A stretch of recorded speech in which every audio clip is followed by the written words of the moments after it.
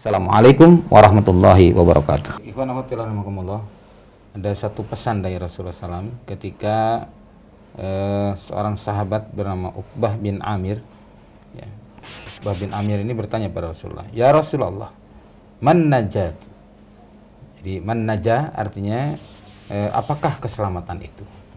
Kemudian Nabi bersabda, qala amsik alaika lisanaka. Jadi amsik alaika lisanaka, tahanlah atasmu lidahmu.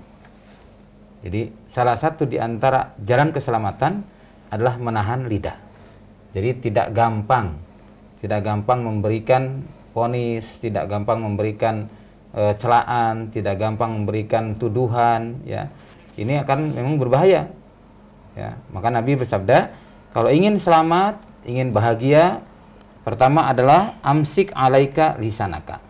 Tahanlah oleh atasmu lisanmu. Yang kedua, wal yasa'ka baituka. Kemudian lapangkanlah, ya, lapangkanlah rumahmu. Ya, maksudnya hendaknya kita berusaha menciptakan rumah itu sehingga terasa lapang. Bagaimana menciptakan rumah ini penuh dengan nilai-nilai Islam. Nah, sehingga menjadi nikmat bagi kita, nikmat bagi keluarga, ya. Orang tua nikmat, anak nikmat, semua anggota keluarga itu merasakan bahagia ketika di rumahnya. Demikian pula orang datang ke situ merasakan nyaman. Nah, inilah bagaimana menciptakan rumah ini seperti itu. Itulah yang akan menimbulkan keselamatan. Nah, yang ketiga, wabki ala khati'atika. Dan tangisilah, ya. Menangislah atau tangisilah karena kesalahanmu. Jadi kesalahan-kesalahan kita ini jangan dianggap debu. Justru seorang yang beriman melihat kesalahan itu adalah sangat besar. Dan itu akan menjadikan dampak yang luar biasa. Saya masih teringat satu ungkapan Imam Asy-Syafi'i rahimahullah. Setiap aku berbuat kesalahan atau berbuat dosa, maka hilanglah sekian hafalanku. Nah, jadi maksudnya memang sangat hati-hati. Para ulama itu berhati-hati untuk menjaga ilmunya daripada perbuatan dosa, karena itu bisa menyebabkan hilangnya sebagian ilmu yang dimilikinya. Nah, maka dalam ini Rasulullah SAW memerintahkan kepada kita untuk menjaga. Nah, kemudian disebutkan wa inna ab'adan nas ilallahil qalbu al-qasi. Ya, jadi artinya sesungguhnya manusia yang paling jauh dari Allah adalah yang keras hatinya. Jadi keras hati, nggak bisa menerima nasihat. Kalau dinasehatin marah.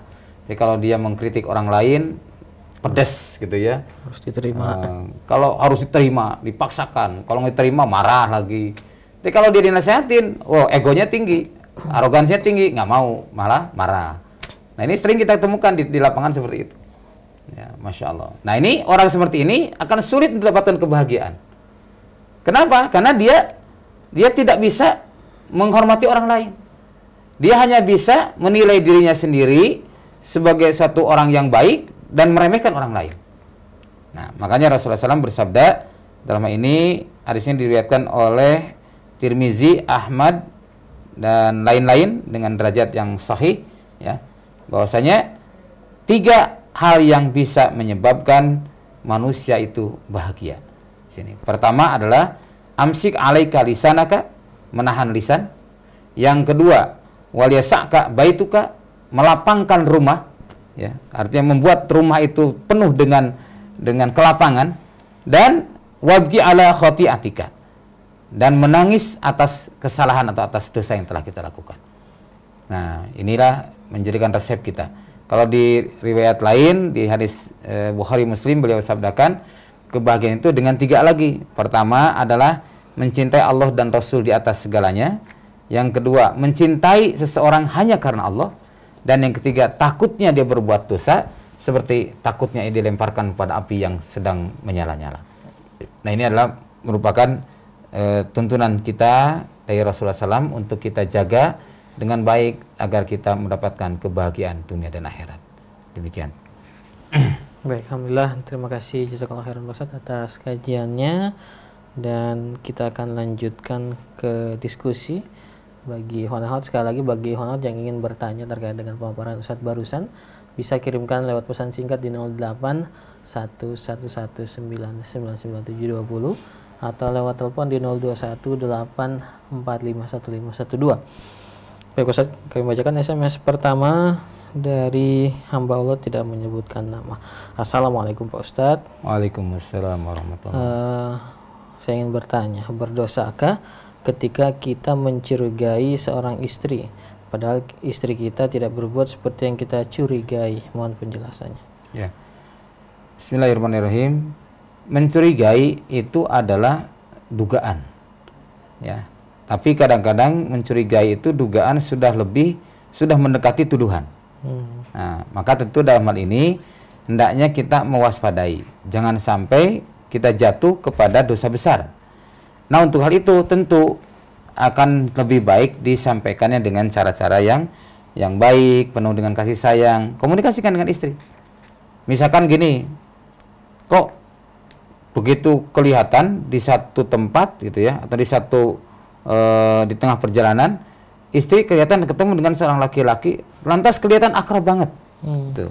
Suami tidak tahu siapa si laki-laki itu, timbullah kecurigaan. Oh, ini jangan-jangan selingkuhan. Nah, gitu.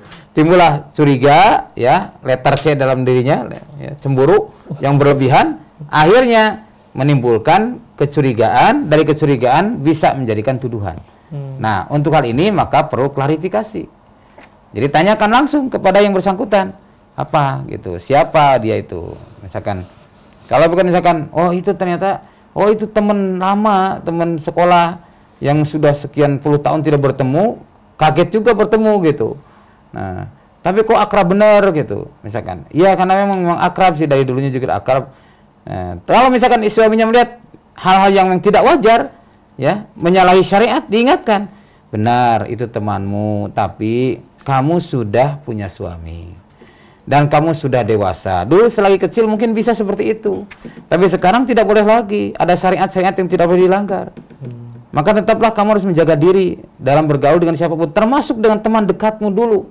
Gitu. Nah, diingatkan. Jadi inilah fungsi seorang suami, menjadi seorang pemimpin yang mampu mengarahkan istrinya agar tidak melakukan pelanggaran. Jadi tidak cukup hanya dengan mencurigai, terus cemburu, dipendam, akhirnya api dalam sekam, suatu saat akhirnya meledak. Begitu meledak, ya, tanpa kata-kata, tanpa diplomasi, datang ke rumah, akhirnya piring terbang, sapu terbang gitu ya. Hanya karena berangkat dari kecurigaan. Nah, ini jangan sampai terjadi. Maka hendaklah suami pandai-pandailah mengendalikan dirinya, mengendalikan emosionalnya, karena dia seorang pemimpin yang harus mampu mengayomi yang dipimpinnya, termasuk anak dan istrinya. Demikian. Dan mencurigai itu juga bisa datang dari bisikan jin, Pak Ustadz, ya?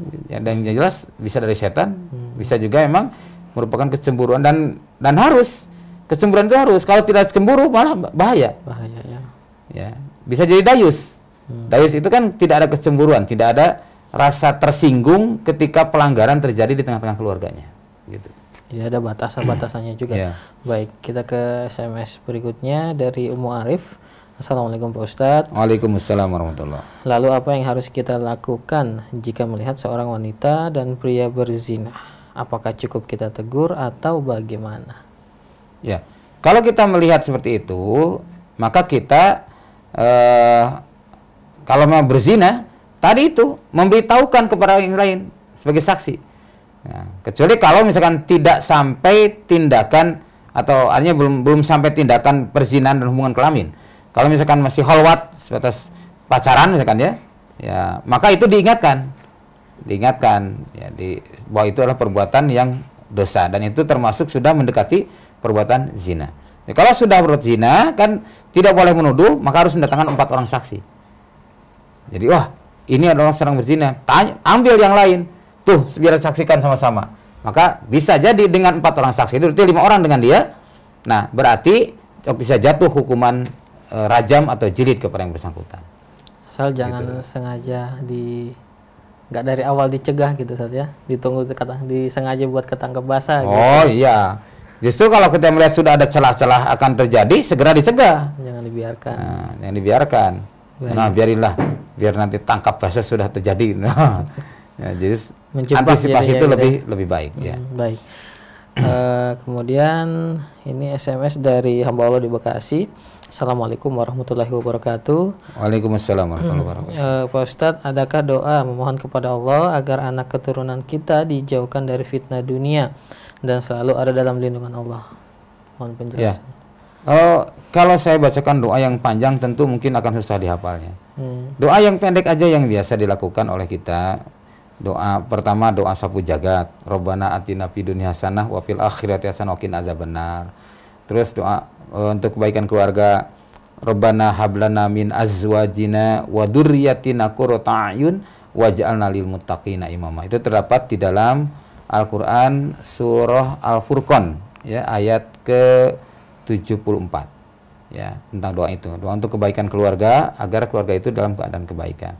Atau baca surat Al-Hasyr ayat ke-10 ya, supaya tidak ada ghil di antara kita kepada sama mukmin. Atau dibaca surat Al-Baqarah 2 ayat terakhir. Juga di ayat terakhirnya kan ada la tu'akhidna in nasina au akhtana dan seterusnya. Jadi doa-doa itulah yang bisa dibaca oleh kita setiap hari, insyaallah. Dengan itu akan terjaga kita dari fitnah. Ya, terjaga daripada berbagai keburukan yang terdapat di dunia ini. Demikian. Kemudian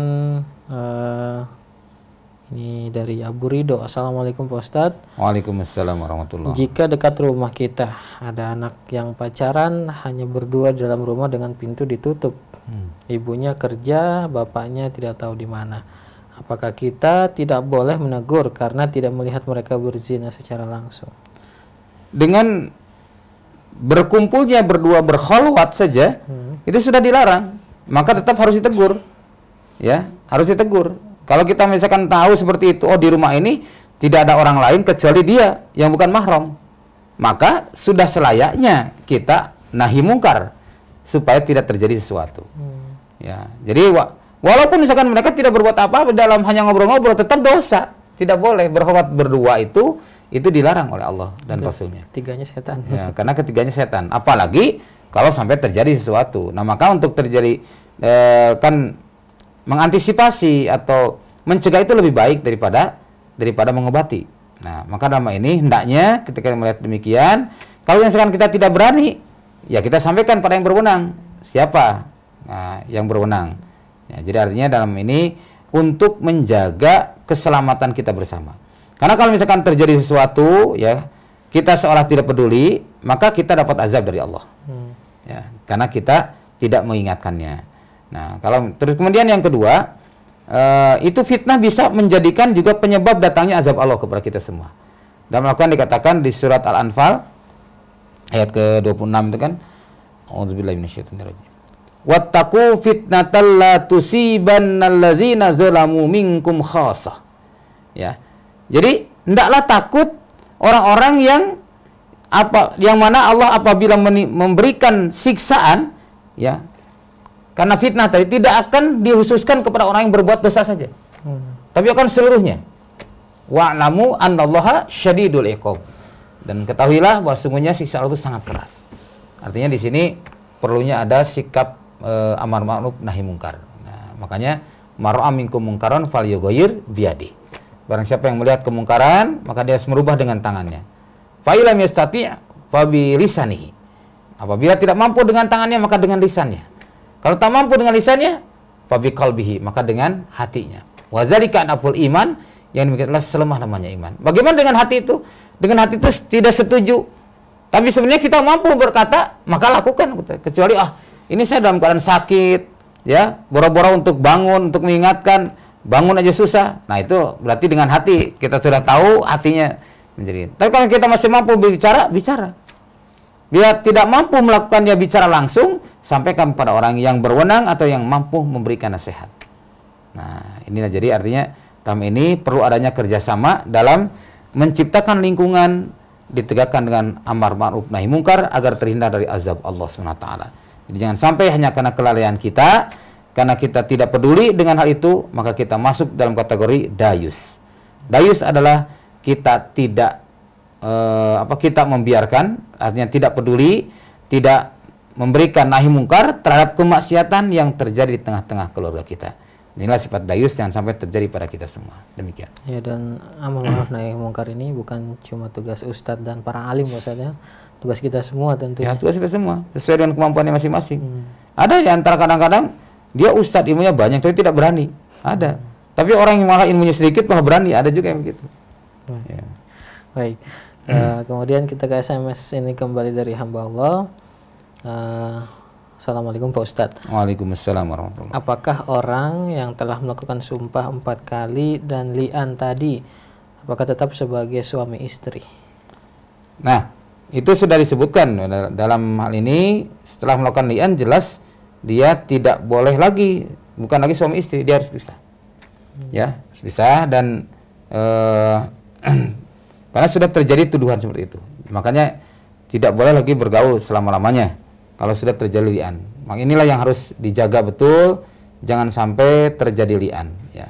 Karena li'an ini bahaya dampaknya. Ini saya sampaikan beberapa di antaranya dampak daripada li'an. Syaratnya dulu ya. Syarat diterapkan li'an itu begini. Pertama, para suami yang menuduh selingkuh terhadap istrinya tidak mampu mendatangkan 4 saksi atas tuduhannya.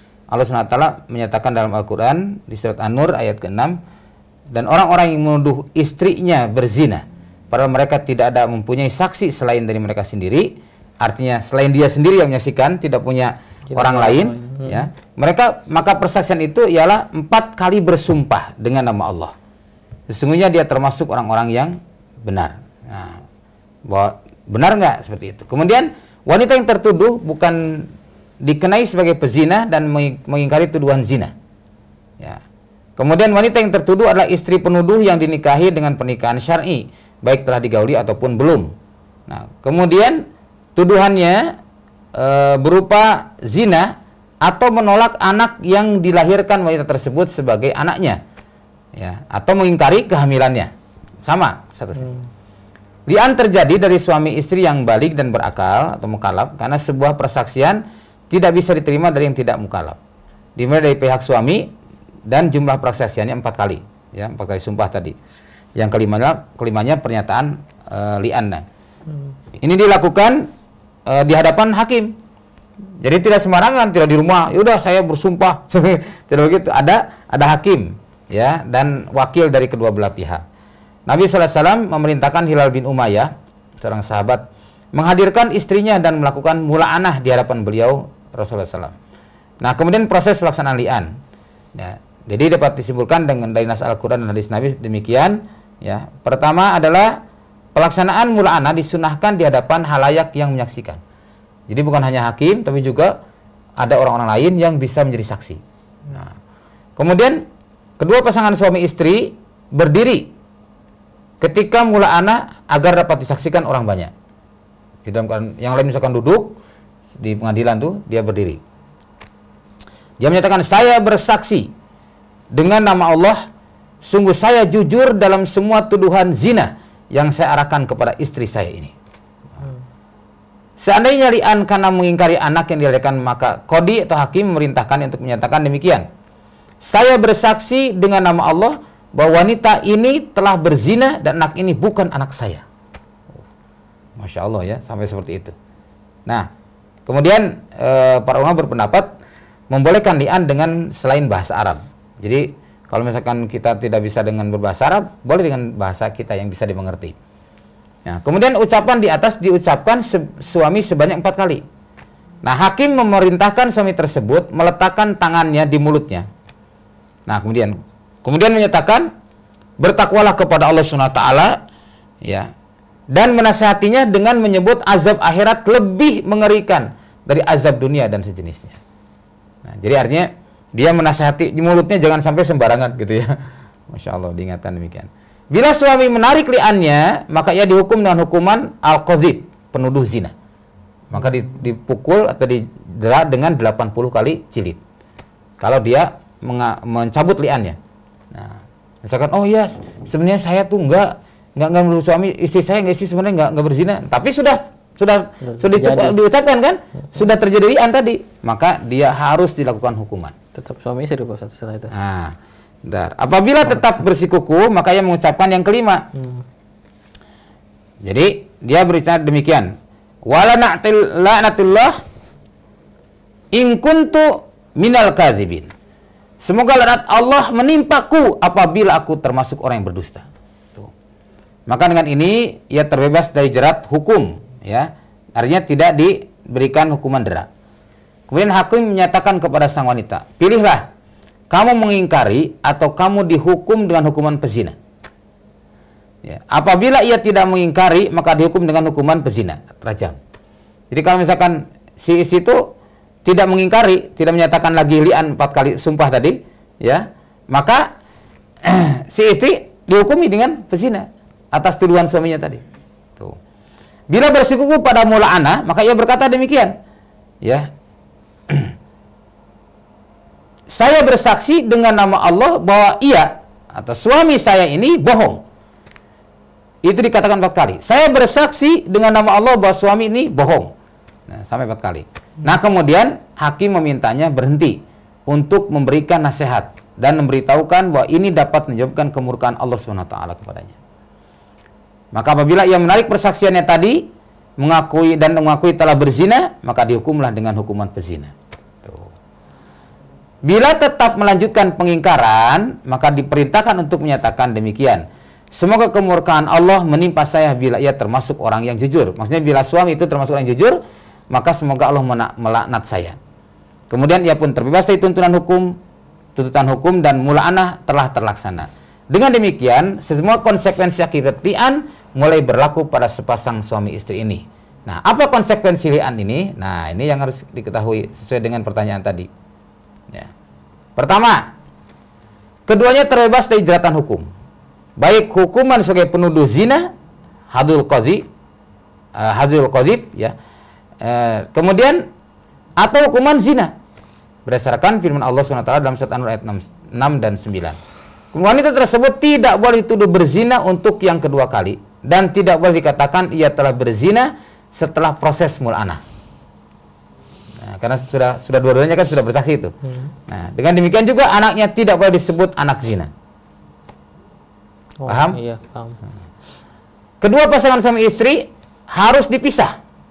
Cerai maksudnya. Ya, dipisah, cerai. Sebagaimana dijelaskan dalam hadis Ibnu Umar, Nabi SAW mengadakan mula'anah antara seorang dengan istrinya. Lalu laki tersebut mengingkari anaknya tersebut dan Nabi SAW memisahkan keduanya dan menasabkan anak tersebut kepada ibunya. Bin ibunya. Ya. Jadi bin ibunya. Binti. Ya. Nah, itu. Perpisahan mereka adalah fasakh, ya. Itu penggagalan akan pernikahan. Jadi bukan tolak, bukan. Bukan talak. Bukan talak, jatuhnya bukan tolak. Jadi bukan talak atau cerai. Nah, itulah yang dirajihkan oleh para ulama dalam baik kitabnya termasuk Ibnu Qayyim dalam Zadul Ma'ad. Ya. Jadi pasangan suami istri tersebut dipisah selama-lamanya, tidak boleh berkumpul lagi, baik rujuk atau pernikahan baru. Itu konsekuensi itu. Dari asalnya sedikit kan, dari menuduh coba, masya Allah, berdampaknya luar biasa. Wanita tersebut berhak mendapatkan maharnya dan tidak boleh laki tersebut mengambilnya bila mereka berdua pernah berhubungan suami istri. Wanita tersebut tidak berhak mendapatkan tempat tinggal dan nafkah dari suaminya tersebut. Anak yang lahir setelah mula'anah nasabnya terputus dari nasab bapaknya dan dinasabkan kepada ibunya. Adanya waris-mewaris antara wanita tersebut dengan anak mula'anah tersebut. Demikianlah antara lain yang dimaksud dari mula'anah.